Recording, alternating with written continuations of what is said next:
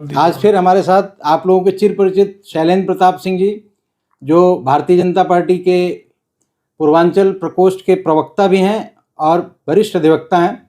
इनके साथ हम लोग फिर आज समसामयिक विषयों पर, जो हमारे दिल्ली प्रदेश में जो छठ की तैयारियां चल रही हैं वहाँ से शुरू करके आज जो एक तो जो क्रिकेट का सेमीफाइनल हो गया और भारत फाइनल में पहुंच गई, उस विषय से लेकर और राजनीति का जो सेमीफाइनल कल होने जा रहा है और फिर 25 को भी है, जिसका रिजल्ट 3 तारीख को आएगा। इन सब विषयों पर हम लोग विस्तार से बात करेंगे और ये भी बात करेंगे कि राम मंदिर पर इतनी घमासान क्यों मची हुई है। तो हम शुरू करते हैं, लेकिन उससे पहले अगर आपने हमारे चैनल को सब्सक्राइब नहीं किया तो सब्सक्राइब कर लें, इसको लाइक करें और शेयर करें। तो शैलेंद्र प्रताप सिंह जी, आपका बहुत बहुत स्वागत है। बाकी आप बताएंगे कि किस तरह से हमारे दिल्ली में छठ की तैयारियां किस जोर शोर से चल रही हैं और क्या स्थिति है। आपको भी और आपके सभी अभी भारत के दर्शकों का मेरा नमस्कार, मेरा प्रणाम, और आपको साधुवाद देता हूं कि आप नए नए मुद्दे उठाते हैं। और मैं इस बात पे और आपको जो है धन्यवाद करता हूं कि आपने एक बड़ी छोटा सा मसला जो है लोगों की नज़र पे उसको उठाया कि छठ की तैयारी कैसे चल रही है। इस सचमुच मैं छठी मैया का प्रसाद माने, आशीर्वाद माने, जो आपने ये मुद्दा उठाया। और ये मुद्दा उठाकर आपने ना ही 33% जो पूर्वांचली लोग जनमानस है, लगभग 50 लाख के आसपास की आबादी यहाँ पे पूर्वांचलियों की है, जहाँ पे मध्य प्रदेश, उत्तर प्रदेश, बिहार, झारखंड और खासकर बिहार और उत्तर प्रदेश के कई जिले जो है पूर्वांचल मोर्चा में आते हैं। और चूंकि इसकी व्यापकता इतनी बड़ी है तो आपको बिल्कुल पूरे पूर्वांचल मोर्चा की ओर से और हमारे अध्यक्ष नीरज तिवारी जी की ओर से, भारतीय जनता पार्टी की ओर से बहुत बहुत धन्यवाद, नमन कि एक ऐसी समस्या को आपने उठाया जो दिल्ली के दिल में बसती है, जो उसका असर बिहार और उत्तर प्रदेश तक है। पहले तो इसके बारे में बहुत बहुत धन्यवाद आपका।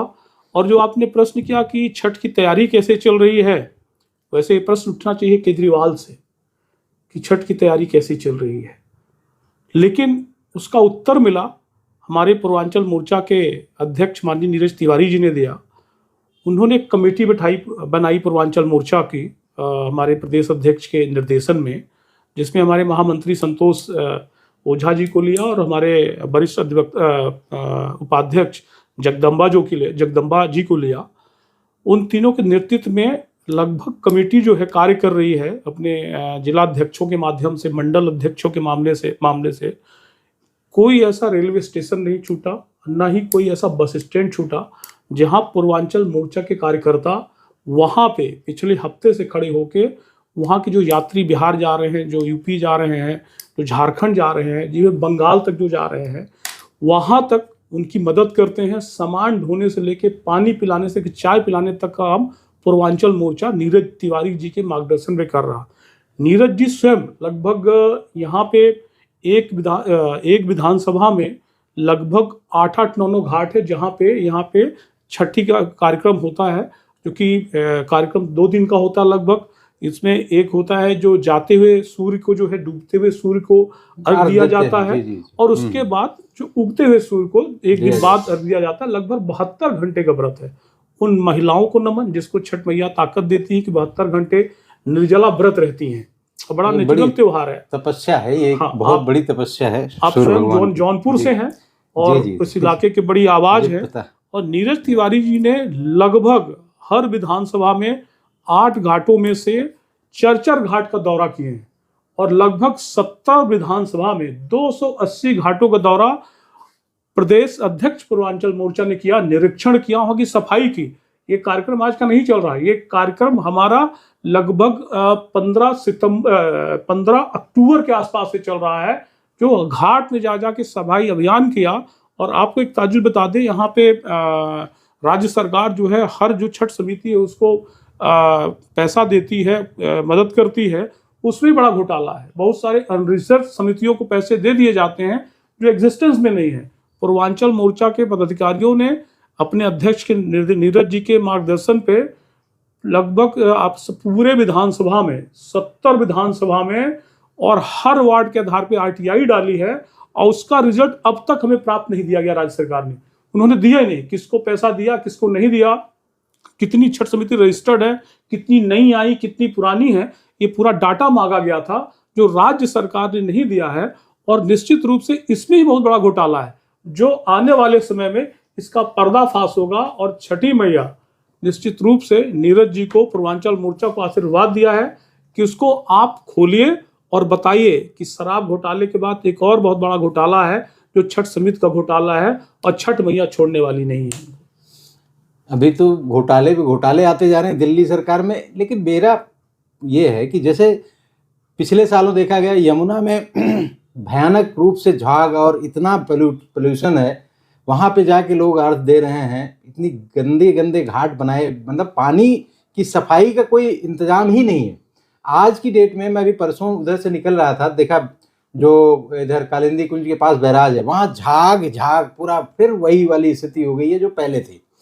अभी उसका सब्स्टिट्यूट क्या आप लोगों ने, जैसे प्रदेश में तो यहाँ पे बहुत सारी जिम्मेदारियां आप लोग करते हैं, बहुत मेहनत का काम है, इस समय आप लोग सब दिन रात लगे हुए हैं, तो किस लेवल की तैयारी है कि घाटों पे, जैसे वैसे तो सरकार रोक भी शायद लगा रही है कि घाटों पे अंदर न जाने पाए यमुना में, तो उसमें कोई इस तरह का सब्स्टिट्यूट बनाया गया है, व्यवस्था इंतजाम किया गया है क्या यमुना के किनारे?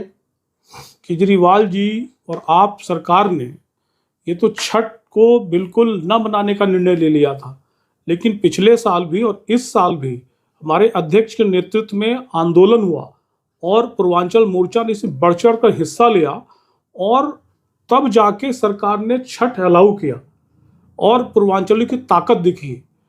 हमने वैकल्पिक घाट की तरफ से, जो गंगा किनारे घाट, यमुना किनारे घाट नहीं है, जो वहाँ पे पार्कों में व्यवस्था थी, जो पूर्वांचल मोर्चा कार्यकर्ता थे उन्होंने घाट का निर्माण किया। और आपको मैंने जो तस्वीरें फोटो दिखाई उस माध्यम से, अब मैं आपके चैनल पे तो नहीं कह सकता, उसको प्रकाशित कीजिए। हमारे अध्यक्ष नीरज जी ने वहाँ जा के सफाई की है। हमारे हजारों के हजारों कार्यकर्ता जो है, आप चूंकि केशवपुरम का मैं सह प्रभारी था, क्योंकि वहाँ से जाके मुझे बड़ी निरीक्षण करने का मौका मिला केशवपुरम जिले का। वहाँ पे पूरी विधानसभा में लगभग हम लोग 24 घाटों का दौरा किए हमारे अपने अध्यक्ष के साथ, और वहाँ पे हमारे प्रदेश अध्यक्ष जो है पहुंचे 8 घाटों पे, 8 घाटों की सफाई की है। और जब उन्होंने सफाई की तब नींद जागी वहाँ के पार्षदों की, वहाँ के आप पार्टी के विधायकों की। तब सरकारों ने वहाँ पे जब हम सफाई कर रहे थे तो हमने मदद मांगी कि हम कार्यकर्ता हमारे पास है, आप जो सरकारी सहयोग दे दें। वहाँ के एमसीडी के कर्मचारी जाने को तैयार नहीं थे, और उस गंदे पानी में आप कभी पानीपत कैनाल देखना जो केशवपुरम तरफ से, रोहिणी तरफ से आता है, और चूंकि वहाँ का मैं प्रभारी था तो हमें बार बार जाता था। वहाँ पे हमारे अध्यक्ष ने दिए जलाए, आरती की, छठ मैया से पहले आरती हुई, और वहाँ पे घाट पे जाके सफाई की। उसके बाद जब सफाई हो रही थी तो आप पार्टी ग्रुप ने वहाँ पे आके बैनर लगाए कि छठ की तैयारी। तो इस तरह के बहरूपियापन यहाँ की सरकार दिखा रही, लेकिन मुझे लगता है कि नीरज जी के नेतृत्व में पूर्वांचल मोर्चा अपने दम पर आपको दिखाएगा कि छठी मैया का और छठ जो हमारा फेस्टिवल है पूर्वांचलियों का, कोई ताकत नहीं रोक सकती, और बड़े अच्छे से मनाया जाएगा, क्योंकि छठ मैया का आशीर्वाद बिल्कुल हम लोगों के साथ है। छठ की बहुत सारी छोटी छोटी समितियां हैं हर RWA में या इस तरह से, उनसे भी आप लोगों को कोऑर्डिनेशन रहता है क्या? बिल्कुल। हमारी जो तैयारी की जब हुआ था तो पहले हमारे जो प्रदेश अध्यक्ष नीरज जी हैं उन्होंने लगभग 1400 छठ समितियों को जो है बुलाया था, और सब वहाँ आए थे। और वहाँ पे आके जो उन्होंने अपना रुखड़ा रोया, एक घटना मुझे याद है आउटर दिल्ली की, जो आपके नरेला की तरफ से, वहाँ पे एक सूर्य मंदिर है, बहुत कम देखें दिल्ली में सूर्य मंदिर है। अगर आपको जाने का मौका मिले तो नरेला से कभी जाएंगे आप तो कोर्ट करने जाते रहते हैं वहाँ पे, तो नरेला पे सूर्य मंदिर है। तो वहाँ पे मेन गेट खोलने नहीं दिया जाता, वहाँ पे एक एग्रो का ऑफिस भी, एग्रीकल्चर कोई ऑफिस भी है। मेरे सामने की बात है, हमारे प्रदेश अध्यक्ष ने केंद्र में बात की, राज्य सरकार से बात की, और छठ मनाने के लिए वो गेट खुलवाया, जो गेट 8 सालों से बंद था। तो इस स्तर की लड़ाई पूर्वांचल मोर्चा लड़ रहा है, सरकार स्तर पे अलग है, और जो उनको सहयोग चाहिए, और पार्टी भारतीय जनता पार्टी स्वयं जो है उसमें पूर्वांचल मोर्चा को आगे रख के एक बेहतरीन काम कर रही है।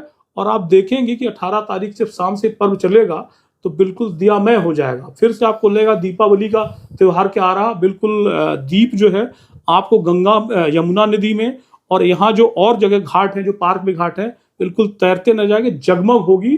और इसका सारा श्रेय मुझे लगता है कि हमारे प्रदेश अध्यक्ष, पूर्वांचल मोर्चा और भारतीय जनता पार्टी को जाता है कि सरकार के दबाव के साथ साथ, केवल दबाव हमने नहीं बनाया, हमने सहयोग भी किया कि छठी मैया का आशीर्वाद मिले और छठ अच्छे से मनाई जाए।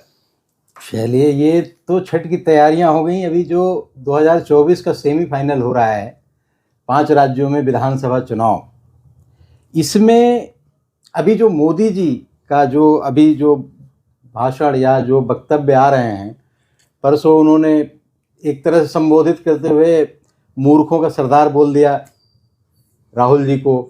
पप्पू तो नाम ही था, अब वो नाम था, लेकिन मूर्खों का सरदार जिस कॉन्टेस्ट में बोला उसको डिटेल में समझने, सब लोगों को समझ में भी आ गया क्यों बोला था। क्योंकि अब चाइनीज माल खास करके मोबाइल के क्षेत्र में तो नहीं रह गया है, बिल्कुल यहाँ इंडिया में मैन्युफैक्चरिंग हो रही है, ये सबको पता है। दूसरा, जो अभी छत्तीसगढ़ में जिस तरह छत्तीसगढ़ हो, राजस्थान हो, या जहाँ भी इनका अटैक हो रहा है वो करप्शन पे हो रहा है, भ्रष्टाचार पे। भ्रष्टाचार के विरुद्ध क्या बीजेपी सरकार या मोदी के नेतृत्व में जो जिस तरह का माहौल बनाया जा रहा है कि भ्रष्टाचारियों को बाहर करना है, छत्तीसगढ़ में भ्रष्टाचार प्रकट हुए और राजस्थान में, एमपी पे भी एक नई बात आ रही है, उस पर हम बाद में आएंगे। तो हम छत्तीसगढ़ से ही शुरू कर देते हैं कि महादेव ऐप के बारे में तो हम लोगों ने पिछली बार डिटेल में डिस्कस किया था। अब महादेव के नाम पे गृह मंत्री जी कह रहे हैं कि जी महादेव का नाम क्यों भूपेश बघेल अपने नाम पे रख लिए होते उस सट्टा ऐप का नाम।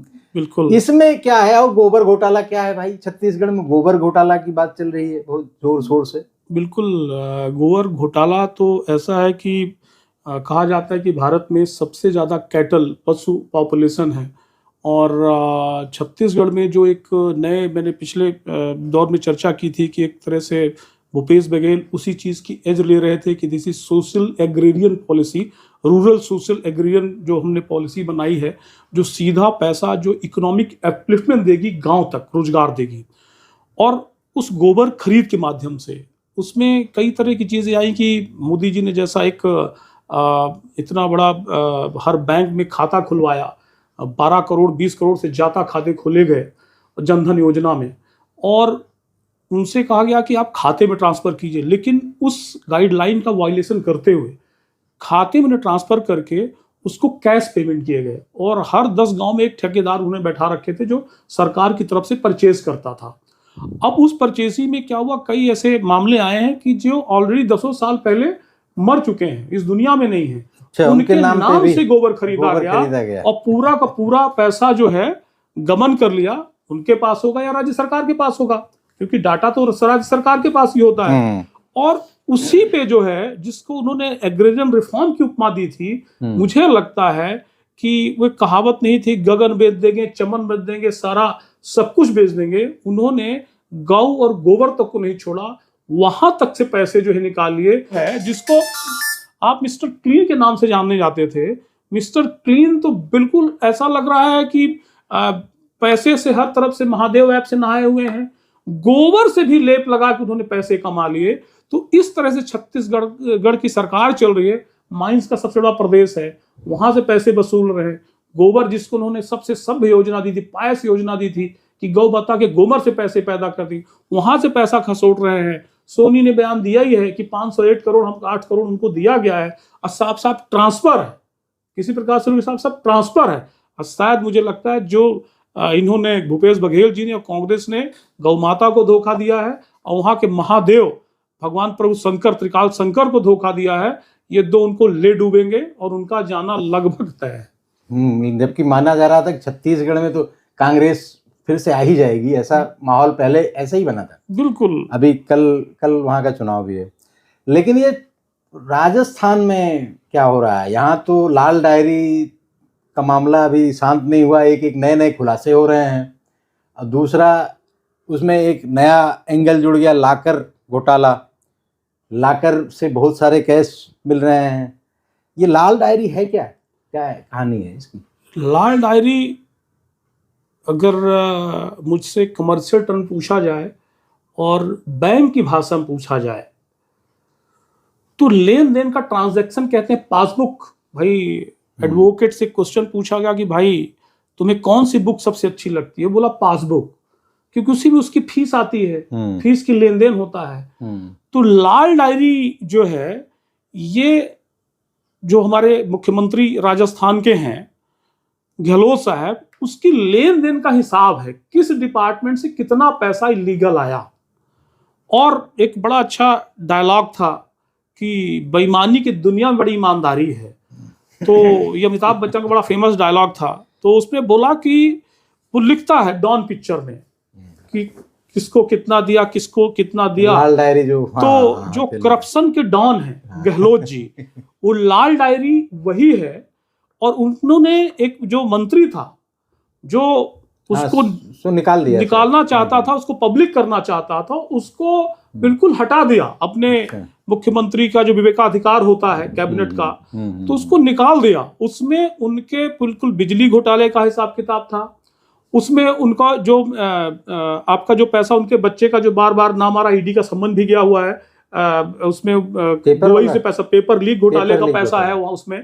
तो इसमें हर डिपार्टमेंट के जितने पैसे जहां से आए इलीगली एक्युमुलेशन, किसको कितना दिया, कितना बटा, उसका हिसाब किताब लाल डायरी है। और जनता 25 नवंबर को उस लाल डायरी को बिल्कुल रिमांड भेज देगी। और वो लाल डायरी आप देखिएगा, केवल गहलोत जी को नहीं, पूरी कांग्रेस पार्टी को रेड सिग्नल दे देगी, लोकसभा में भी और विधानसभा में भी। लाल डायरी का ये महत्व है। और एक एक रुपए गांधी परिवार को गया, किसको कहा गया, उसको बिल्कुल समझ लीजिए बैंक स्टेटमेंट है, वो ऑनलाइन कैश जो भी जहां से ट्रांसफर, वो पूरा है पैसा उसमें। चलिए, ये तो एक परत दर परत बातें खुलती ही जाएंगी, और हमें लगता है कि इलेक्शन के बाद शायद और तेजी से इस पे कार्रवाई हो। जैसा कि दिख रहा है कि जो करप्शन कर रहा है वो धीरे धीरे अंदर जा भी रहे हैं। ऐसा नहीं रह गया अब समय कि लोग करप्शन करके सत्ता में नहीं है तब भी मलाई खा रहे हैं, वो दौर अब खत्म हो गया। बिल्कुल, हम तो कह सकते हैं आपकी बात संगी, Modi has started war against corruption. ये मोदी जी युद्ध के मैदान पे आ गए हैं करप्शन के खिलाफ। दिल्ली आपका उदाहरण है, 50-50 करोड़ कैश तृणमूल कांग्रेस के मंत्रियों के साथ बंगाल में मिले हैं। तेलंगाना में कुछ दिन की सरकार मेहमान भी है, और कुछ दिन के मेहमान वहाँ के मुख्यमंत्री चंद्रशेखर राव, उनकी बेटी भी है, जिसका शराब घोटाले में भी नाम है और वहाँ भी नाम है। और अगर साउथ में जाएंगे तो डीएमके भी बहुत बचने वाली नहीं है। तो हम ये कह सकते हैं कि जो आगे वाला इलेक्शन है, जो पिछले आप राम मंदिर पे चर्चा करेंगे ही, और रिलीजियस रिफॉर्म की चर्चा, ही सनातनी उद्गम की व्यवस्था थी, भारतीयता की उद्गमता थी। मुझे लगता है कि अगला 2024 का चुनाव होने जा रहा है, वो वॉर अगेंस्ट करप्शन होगा, और मोदी जी फिर उसके नायक बनेंगे। और आप देखेंगे कि भारतीय अर्थव्यवस्था, भारतीय व्यवस्था और भारतीय जनमानस और भारतीय ताकत दुनिया के परिदृश्य में आएगी। बहुत पहले आप ही ने कहा था कि भारत जो है गुलाम अंग्रेज और मूलों ने नहीं बनाया था, यहाँ के गद्दारों ने बनाया था। तो निश्चित रूप से ये भारत का जनमानस, भारत का प्रजातंत्र और ये भारत के राष्ट्रीयता सरकार और सनातनी उसको माफ नहीं करने वालेंगे। अब वो कोई माफी नीति नहीं चलेगी कि 16-17 बार जो है पृथ्वीराज चौहान माफ कर देते हैं। वो नीति नहीं चलेगी कि एक झापट खाया गांधी जी, दूसरा वो लगा देते हैं और गांधी जी कह रहे इतनी जमीन उनको दे दो। ये नहीं चलने वाला, बहुत क्लियर कट है। War against corruption, war against irreligion और वॉर अगेंस्ट जो हमारी व्यवस्था है, तीनों के साथ मोदी जी लड़ाई लड़ रहे हैं। और आप देखेंगे आधी कैबिनेट तो अंदर जा चुकी है दिल्ली में बैठे हुए, है ना, आधी कैबिनेट जो है घूम रही है ईडी के सामने वेस्ट बंगाल में, आधे लोग घूम रहे हैं छत्तीसगढ़ और तमिलनाडु में। तो आप देखेंगे कि बहुत सारे जो लोकसभा विधानसभा में आ रहे हैं, वो आपको police headquarter, ED office, CBI office, anti corruption bureau के ऑफिस से पाए जाएंगे, और इससे हमें निजात मिलने यही तो विपक्ष कहता है कि हमारे खिलाफ तो ईडी और सीबीआई लगा देते हैं आप लोग, और जब आपके एमपी में नरेंद्र तोमर का नाम आ रहा है, नरेंद्र तोमर जी के बेटे का नाम आ रहा है कि कहाँ क्या 100 एकड़ ज़मीन खरीद रहा था गांजा उपजाने के लिए, इस तरह की, तो इनमें कोई कार्रवाई इसमें है क्या? एमपी में ये नरेंद्र तोमर की कहानी, नरेंद्र सिंह तोमर को जो व्यक्तिगत रूप से जानते हैं, और अगर उनको राजनीतिक जो राजनीतिक दुनिया है जानने वाले, इतने बेदाग नेता बहुत कम निकलते हैं। वो छोटे से पार्षद से और निकले थे तो यहाँ केंद्रीय मंत्री तक, लोकसभा एमपी तक आए। वो एक मंडल अध्यक्ष से पार्टी के राष्ट्रीय महासचिव बनते हैं। और जो ये जिससे इसकी बात कर रहे हैं, जो चैनल चल रहा है उनके बेटे का, एक तो कॉन्कॉक्टेड है, आप सीएफएल भेज लीजिए, बिल्कुल गलत पाया जाएगा किसी प्रकार से। केवल एक आदमी बोल रहा है। और कई बार आप मुझे जब बोलते हैं कि शैलेंद्र ये केस देखना, हाँ हाँ मैं बोलता हूँ, अच्छा शैलेंद्र तुम एकदम हाईकोर्ट चले, हाँ हाँ करता हूँ, उसमें हाँ हाँ कर रहे, कौन बात कर रहे हैं, कहाँ से बात कर, कोई प्रमाण नहीं। एक कनेक्शन जरूर है कि चूंकि कृषि मंत्री हैं, इतना बड़ा किसान आंदोलन हुआ और जो भी चीजें आ रही हो कनाडा से आ रही हैं, और जिस व्यक्ति ने क्लेम किया है वो भारत का भगोड़ा है, भारत में आना उसका बैन है, जिससे चर्चा चल रही है, भारत में उसका आना बैन है। और वो जो है जो खालिस्तान मूवमेंट का एक सक्रिय सदस्य है। तो कहीं ना कहीं ये प्लॉट किया गया है उनके अगेंस्ट, क्योंकि एक चीज जरूर थी कि वो कार्यकर्ताओं में बहुत पॉपुलर है और इसीलिए उनको चुनाव अभियान समिति के अध्यक्ष बनाया गया। और साथ साथ उनकी पकड़ जमीनी है। एक जमीन अगर आप एक व्यवस्था के नाते मुझसे कहें, चंबल के नाते, और एक चूंकि जानते हैं जाति व्यवस्था सच्चाई भी है, क्योंकि आपने बहुत अच्छा एक उसमें एक निकाला था कि भारत में जाति तो 2000 साल पुरानी है। उसके पहले तो वर्ण व्यवस्था चलती थी और गोत्र व्यवस्था चलती थी। तो कहीं ना कहीं उसको मोटिवेट कर रहे थे। और ये चीजें तब लीक की गई जब भारतीय जनता पार्टी, जब आज से 2-3 महीने पहले जब रिपोर्ट दिखाई जाती थी कि भारतीय जनता पार्टी इस बार 60-70 सीट से ज्यादा नहीं आएगी, लेकिन जैसे भारतीय जनता पार्टी 110-115, जो आजकल मीडिया दिखा रहा है 125 सीट तक भारतीय जनता पार्टी इसमें पा सकती है, जैसे 105 सीट से ऊपर का मामला बनता है, 105 से ऊपर का, उसी समय ये वीडियो यहाँ पे आता है। मुझे लगता है कि छत्तीसगढ़ में सच्चाई छिपाने के लिए एक कांग्रेस का एक रिवेंज पॉलिटिक्स है कि जो है इसको दिखाओ तो वहां से ध्यान हटे, क्योंकि इसमें ना कोई नोटिस है। वहां तो महादेव अपने ईडी का नोटिस पहले जा चुका है, छोटे छोटे खिलाड़ी पहले फंसे हैं, उनके स्टेटमेंट के आधार पे आया है। यहाँ तो सीधा एक बिल्कुल कॉन्कॉक्टेड वीडियो भेजा जाता है जिसमें एक बड़ी सी नॉर्मल सी बात होती है। फोन में मुझे कहेंगे तो मैं हाँ ही करूंगा, हाँ देख लूंगा भाई साहब, यही लाइन आती है, देख लूंगा sir Kodri, will you do my work, yes I will do that. This is the normal language of any person. किसी व्यक्ति की नॉर्मल होती है, क्योंकि उसमें सामने तो आ नहीं रहा। फिर वही व्यक्ति कनाडा से इल्जाम लगाता है कि मैं कनाडा में हूं, वो भगोड़ा भी है, वो उसका एक्टिविस्ट भी है खालिस्तान मूवमेंट का। तो मुझे लगता है कि किसान आंदोलन से कोई व्यक्ति इनके माध्यम से मोदी जी से बदला लेना चाहता है और मोदी जी को बदनाम करना चाहता है। यही इसका खेल है, क्योंकि इसका रूट कनाडा में क्या लेना। और छत्तीसगढ़ का जो महादेव ऐप का रूट है वो तो छत्तीसगढ़ स्वयं है, वो तो रायपुर उसका उद्गम स्थल है। तो ये है जो ये भी सरासर झूठ है। उनके जीवन कोई जानता है तो अच्छी तरह से जानता है कि ये सिर्फ और सिर्फ एक कहीं ना कहीं जो महादेव का पाप है उसको छिपाने का प्रयास है। बाकी नरेंद्र सिंह तोमर जी आप देखेंगे वो बेहतरीन मार्जिन से चुनाव भी जीत के लाएंगे। और उस इलाके में नहीं, पूरे मध्य प्रदेश में नरेंद्र सिंह तोमर, भारतीय जनता पार्टी को मोदी जी ने भेजा ही है सरकार लाने के लिए, फिर से सरकार वहां बनेगी।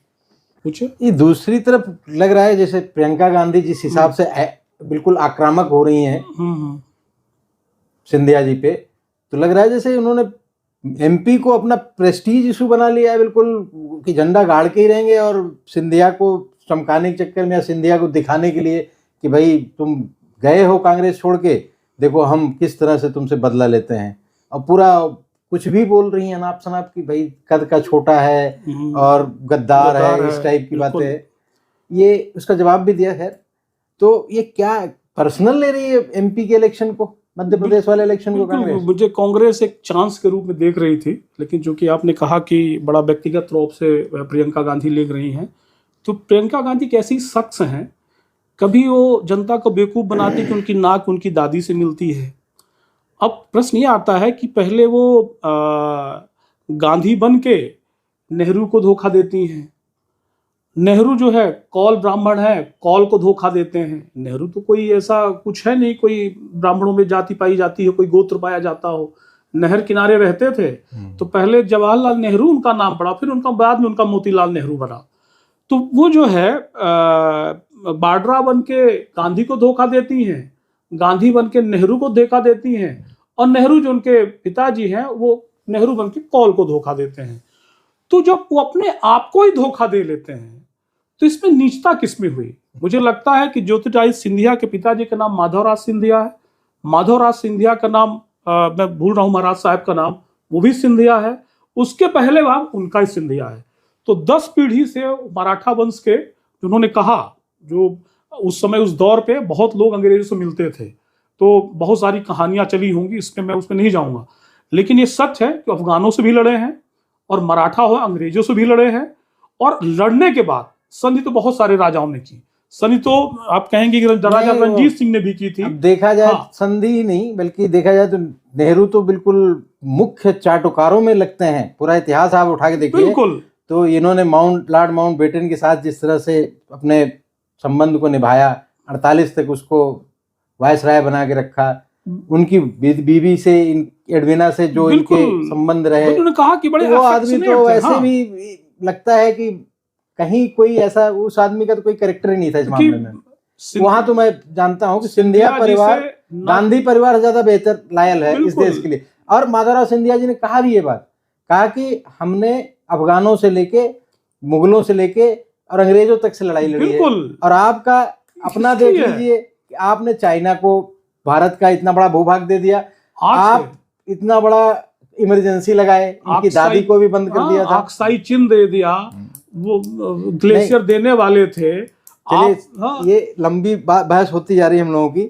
अभी ये चारों जो 5 राज्यों में चुनाव हो रहा है, इसमें आपको क्या स्थिति लग रही है कि कौन, किसका पलड़ा भारी दिखता है? चुनाव तो हमेशा निष्पक्ष रूप से, मतलब कोई बायस हो कि किसी प्रकार से चुनाव तो टक्कर के हैं। और मैं तो कहूँगा कि बीजेपी और कांग्रेस में, खासकर राजस्थान, मध्य प्रदेश और छत्तीसगढ़, राजस्थान में भारतीय जनता पार्टी बिल्कुल भारी बहुमत से सरकार बना रही है, इसमें किसी प्रकार की दुराय नहीं और किसी प्रकार का डाउट भी नहीं है। भारी बहुमत से लगभग 140 सीट के आसपास भारतीय जनता पार्टी सरकार बनाएगी वहाँ पे। मध्य प्रदेश और छत्तीसगढ़, जो कैसे राज्य चर्चाओं में जो कहा जाता है कि जो political equation, political fight, political quarrel, political fight एक कंस्ट्रक्टिव वर्ड है, जहां दल से दल टकराते हैं। क्वेरल जैसे आपने कहा कि महादेव पाया, इधर से सीडी आ गई, ये क्वेरल हो गया। यहाँ पे दोनों के कार्यकर्ताओं के बीच और मतदाताओं के बीच, दोनों की तरफ से बिल्कुल तगड़ी फाइट है और बहुत क्लोज फाइट के रूप में निकलेगी यहाँ पे। जहां तक छत्तीसगढ़ का सवाल है, वहां होने जा रहा 45+3, 45-3। जो दल जीतेगा उसको 48 से 50 सीट आएगी और जो दल हारेगा उसको 40 से 42 सीट आएगी। वहां बिल्कुल बहुत क्लियर कट है। और जहां तक एक न्यूट्रल उसके नाते मैं कहूं, सरकार दोनों दल में कोई बना सकता है, लेकिन महादेव ऐप के बाद, गोबर घोटाले के बाद, उसको कांग्रेस का लगभग 10 सीटों का स्थिति खराब हो रही है। 10 सीट नुकसान। एक और बड़ा इंपॉर्टेंट पहलू है, टीएस देव वहां का बेदाग चेहरा है, राजा साहब को लोग जानते हैं, अविवाहित हैं वो, और मैं तो कहूं कि उनकी इतनी क्वालिटी है, बिल्कुल संग से मिलती है और निर्विवाद रूप से वो काम कर रहे हैं। उनको जिस तरह से कांग्रेस ने साइडलाइन किया, उनको जिस तरह से कांग्रेस ने धोखे में रखा, 2.5 साल का इनका वहां पे वो था कि 2.5 साल ये मुख्यमंत्री रहेंगे, 28 साल टीएस देव रहेंगे। कांग्रेस जानती थी कि जो भूपेश बघेल है बाय नेचर करप्ट है, वो जानती थी, लेकिन उनको जो यहाँ की राजनीति में साइकिल में अगड़ा पिछड़ा ये सब इक्वेशन में लाके उनको सीएम बना दिया, क्योंकि टीएस देव का एक ऐसा फिगर था जो राहुल गांधी से बड़ा हो जाता, इसलिए उसको उन्होंने पनपने नहीं दिया। क्योंकि इमेज वाइज उनकी इमेज जो है विशुद्ध ऑनेस्ट पॉलिटिशियन की है। मतलब उनके बारे में कहा जाता है कि आज भी वो ऐसा शख्स है जिसका डिसिप्लिन शाखा की तरह है। तो उसको उनके चाहने वाले दोनों तरफ, बीजेपी में भी है, कांग्रेस में भी है। तो उनका तिरस्कार भी कांग्रेस को 5 सीट से भारी पड़ेगा और आप देखेंगे कि लास्ट में कांग्रेस पार्टी 40 के नीचे आ जाएगी। चलिए, बहुत बढ़िया। तो ये जो सेमीफाइनल राजनीति का दूसरा सेमीफाइनल हमारे क्रिकेट का आ रहा है। क्रिकेट में आपने देखा ही, कल बहुत अच्छे तरीके से भारत जीत तो गई और आज तक उन 9 मैचों जीतती चली आ रही, 9 सेमीफाइनल तक जीत लिया। फाइनल अभी जो स्थिति दिख रही है, हमको लग रहा है कि ऑस्ट्रेलिया से ही खेलना पड़ेगा, क्योंकि इनकी स्थिति तो बहुत खराब चल रही है। 6-7 विकेट गिर गए इनके। हाँ, स्पिनर बड़े अच्छे स्पिन कर रही है और वो आज हमको तो लग रहा है मैक्सवेल स्पिन में कमाल दिखा रहे हैं, जैसे बैटिंग में उस दिन कमाल अफगानिस्तान के खिलाफ दिखाया था उन्होंने। हाँ, तो अभी क्या स्थिति रहने वाली 9-19 तारीख को हमारे क्रिकेट जगत का विश्व कप जो है उसमें क्या है, भारत की क्या पोजीशन, आपको लगता है क्लीन स्वीप है मामला? बिल्कुल, मुझे तो लगता है कि भारतीय क्रिकेट टीम 2023 का फाइनल जीतेगी, और जो भारतीय पॉलिटिकल टीम है, एक सामने तरफ INDI अलायंस है, इंडिया जिसे बोलते हैं, तो भारतीय पॉलिटिकल टीम 2024 का फाइनल जीतेगी, और दोनों रंग में है इस समय। लेकिन तेंदुलकर, राहुल द्रविड़ के बाद आप कह सकते हैं कि भारतीय बल्लेबाजी और आगे गई है, पीछे नहीं गई है।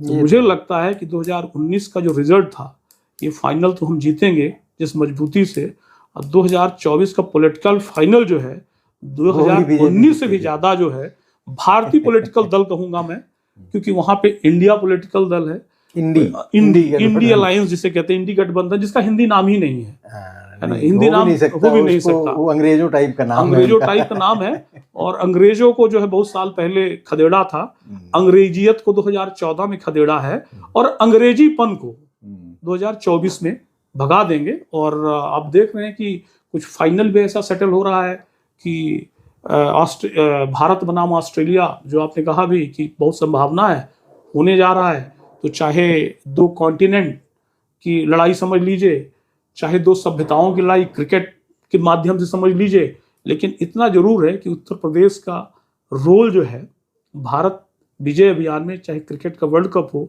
और चाहे भारत के पॉलिटिकल लाइंस, मुझे लगता है कि योगी जी 2024 में वर्ल्ड कप जो है, पॉलिटिकल वर्ल्ड कप जिताएंगे, भारत जो टीम खेल रही है, और समी जी तो हमारे लगता है कि 3 दिन बाद ही जो है जिता के अभी रखेंगे। समी का नाम इतनी बार ले रहे हैं, बहुत लंबा टाइम हो रहा है, बस आखिरी क्वेश्चन है, समी के बारे में बहुत सारे ट्वीट, खैर वो सारे वही हैं जिहादी टाइप के, वामपंथी जहरीली जुबान जो बोलते हैं, वो कह रहे हैं कि जी अगर सारे मुसलमान इंडिया से पाकिस्तान चले गए होते तो समी कहाँ से मिलता, आप सेमीफाइनल कैसे जीतते। अब समी को आप लोग बड़ा प्रमोट कर रहे हैं, पहले तो ट्वीट उसको बहुत ज़्यादा खिंचाई कर रहे थे जब पाकिस्तान के खिलाफ उसने गड़बड़ कर दिया था, तो इस तरह की अभी चल रही है बात कि भाई पाकिस्तान चले गए होते सारे मुसलमान, तो समी कहाँ से मिलते हैं? 1983 में तो कोई समी था नहीं बॉलर, 1983 का वर्ल्ड कप जीते हम, और सारे मानसिकता के बारे में कि सारे मुसलमान अगर पाकिस्तान चले जाते तो पाकिस्तान आज से 20 साल पहले खत्म हो चुका होता।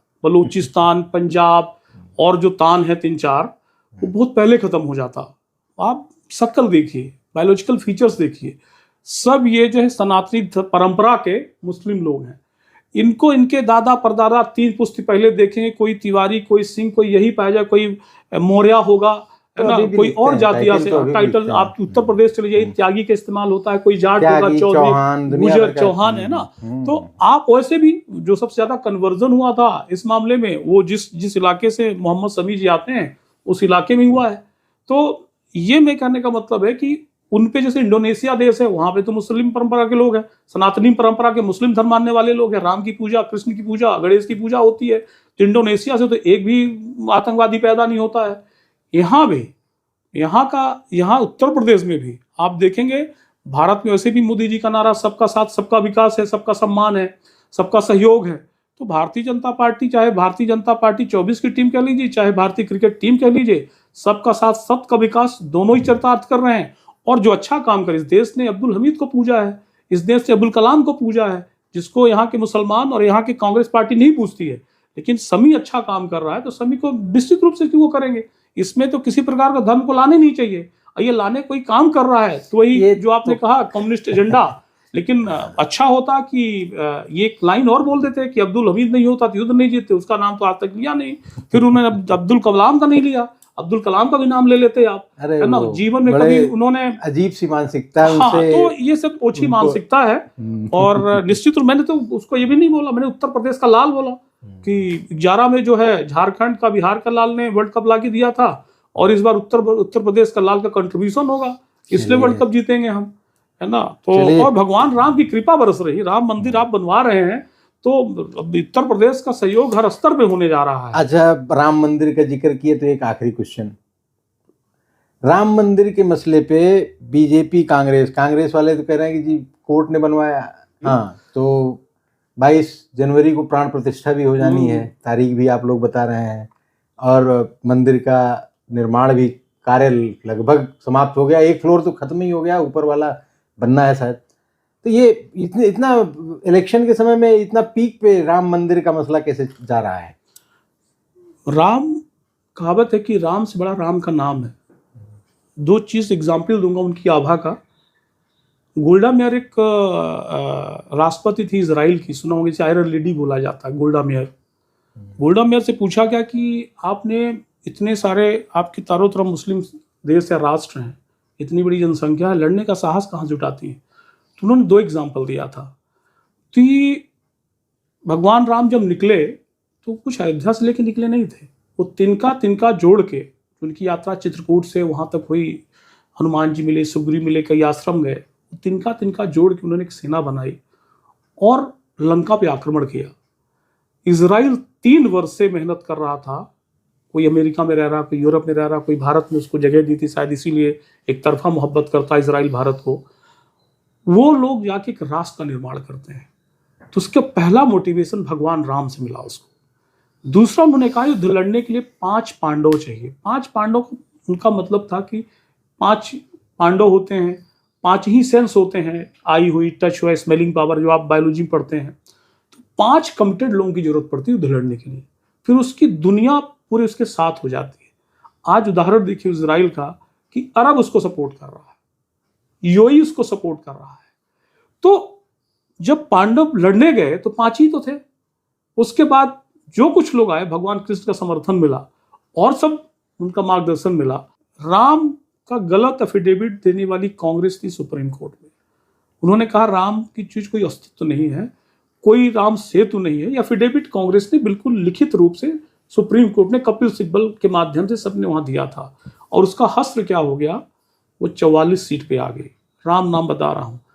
और राम तो कानून के मानने वाले, धर्म को मानने वाला, इसीलिए वो मैटर सुप्रीम कोर्ट गया और 5 कॉन्स्टिट्यूशन बेंच ने 5-0 से फैसला दिया।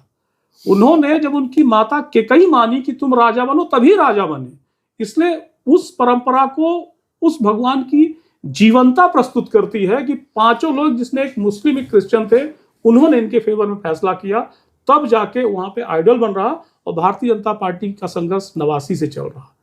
ये कहते हैं कि जो उन्होंने दरवाजा खोला, उन्होंने तो साहबानों को भी दरवाजा खोला था, फिर दरवाजा राम मंदिर का ही बंद हो गया और साहबानों का बंद हो गया। तो दोनों को घेरे में रखा। उन्होंने मुसलमानों को भी धोखा दिया है और राम के चाहने वाले राम भक्तों को भी धोखा दिया कांग्रेस पार्टी, तो उसका विनाश तय है। चलिए, बहुत बहुत धन्यवाद शैलेंद्र जी, आप आए और हमारे देखने वालों को, व्यूअर्स को आपने इतनी सारी ज्ञान दिए, इसके लिए आपका बहुत बहुत धन्यवाद। जय हिंद, वंदे मातरम। शैलेंद्र जी, जो आपने आज राजनीति, खेल, धर्म और समसामाजिक मुद्दे को जोड़ा, राजनीति और व्यक्तिगत राजनीति को छेड़ा, तो मुझे लगता है कि इसको तो लंबा होना तय ही था, लेकिन बड़ी सूक्ष्मता से आपने विभिन्न मुद्दों में जो चल रहे हैं, जो पहले भी थे, भविष्य में इम्पैक्ट डालते, उनको उठाया। उसके लिए आपके दर्शकों को बहुत बहुत नमस्कार। और अभिष्ट भारत के दर्शकों से और उनसे अनुरोध है कि अपने मित्रों से कहें कि इसको ज़्यादा से ज़्यादा सब्सक्राइब करें, क्योंकि ये आंख पर नहीं खोलेगा, ये आपका दिमाग भी खोलेगा। और भारत की जितनी समस्याएं थी आदिकाल से, जो समसामयिक अभी की है, जो आने वाली हैं, ये अभिष्ट भारत और शैलेंद्र जी जिस तरह से मुद्दे उठा रहे हैं, तो मुझे लगता है कि आने वाले समय में ये मुद्दों के भीष्म पितामह कहलाएंगे। जिस तरह से कृषि, राजनीति और धर्म के मुद्दे एक साथ इकट्ठा करके हर तरह के लोगों को ये आकर्षित कर रहे हैं, भविष्य में मुझे लगता है कि ये एक आई ओपनर होगा भारतीय समाज को, और भारतीय समाज को इजराइल जैसा बनाने में इनकी अहम भूमिका होगी। आप सबका बहुत बहुत धन्यवाद। आपका धन्यवाद मित्रों, शुभ रात्रि।